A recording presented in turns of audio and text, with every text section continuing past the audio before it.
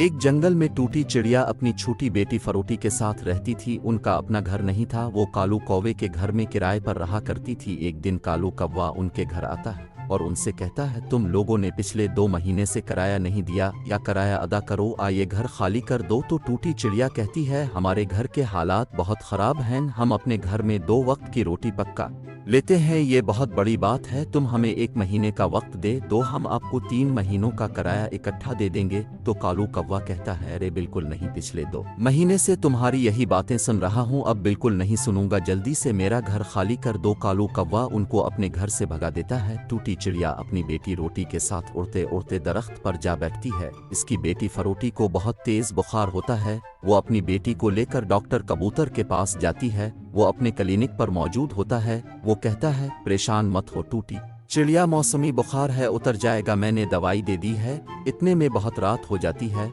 वो डॉक्टर कबूतर से कहती है, हमें मालिक मकान ने घर से निकाल दिया है, अगर तुम हमें यहाँ 1 रात रुकने की इजाज़त दे दो तो हम सुबह सवेरे दूसरे जंगल में चले जाएंगे। तो कबूतर उन्हें कहता है, ठीक है, तुम 1 रात यहाँ गुजार लो। वो जैसे तैसे वो रात उधर गुजार देते हैं और अगली सुबह दूसरे जंगल की तरफ निकल पड़ते हैं। तो जब दूसरे जंगल में पहुँचते हैं तो वहाँ उन्हें एक घर नजर आता है। वो इस घर के दरवाजे पर दस्तक देते हैं तो एक बूढ़ी तूती घर से निकलती है। तो टूटी चिड़िया कहती है, अम्मा जी, हम दूसरे जंगल से आए हैं, यहाँ रहने की जगह ढूंढ रहे हैं, हमारे मालिक मकान ने हमें घर से निकाल दिया है और मेरी बेटी फरोटी को तेज बुखार है, तो क्या आप हमें यहाँ रहने की जगह देंगे? तो तूती अम्मा कहती है, क्यों नहीं बेटा, जरूर मैं तो वैसे भी सारा दिन बोर होती रहती हूँ, मेरा दिल लगा रहेगा। वो अंदर घर चले जाते हैं और अम्मा तूती उन्हें गर्म गर्म चाय पक्का कर देती छोटी है और कहती है, ये जादुई घर है, जितना मर्जी खौफनाक तूफान भी आ जाए ये घर गिरता नहीं है।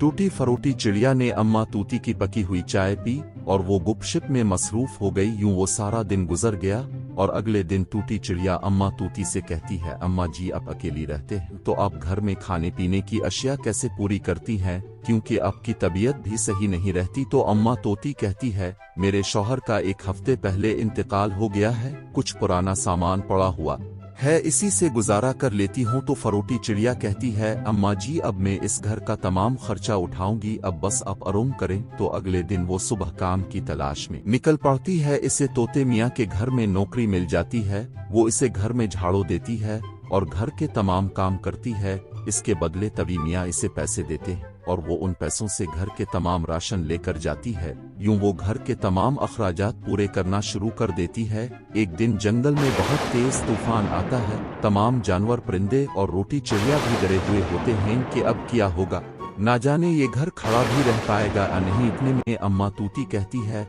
अरे बेटा, तुम क्यों फिक्र कर रही हो, ये जादुई घर है जो मेरे दादा ने बनाया था, इसे कुछ नहीं होगा। जंगल में तूफान 2 दिन तक तूफान जारी रहता है। तमाम परिंदों के घर टूट जाते हैं। वो तमाम परिंदे, हत्ता कि उनका पुराना मालिक मकान भी दूसरे जंगल से उड़ के इस जंगल में आया होता है, वो तमाम परिंदे उनके दरवाजे पर दस्तक देते हैं। तो अम्मा तूती दरवाजा खोलती है तो वो कहते हैं, अम्मा जी, हमें 1-2 दिन के लिए आपके घर में पना चाहिए, हम 2 दिन तक अपना घर बना लेंगे, फिर यहाँ से चले जाएंगे। तो अम्मा तूती कहती है, ठीक है, अंदर आ जाओ। वो तमाम परिंदे जब घर के अंदर आती हैं तो कालू कौवा देखता है टूटी और फरोटी चिड़िया भी इसका मकान में मौजूद हैं। तो कालू कौवा उनको देखते ही कहता है, अरे टूटी बहन, मुझे माफ कर दो, मैंने तुम्हारे साथ बहुत जुल्म किया था, मैंने तुम्हें अपने घर से निकाल दिया था, आज मैं तुम्हारे घर ही रहने के लिए आ गया हूँ। तो टूटी चिड़िया कहती है, अरे नहीं नहीं कालू भाई, मुआफी मांगने की जरूरत नहीं है, कोई बात नहीं। 2 दिन बाद वो तमाम परिंदे अपने नए घरों में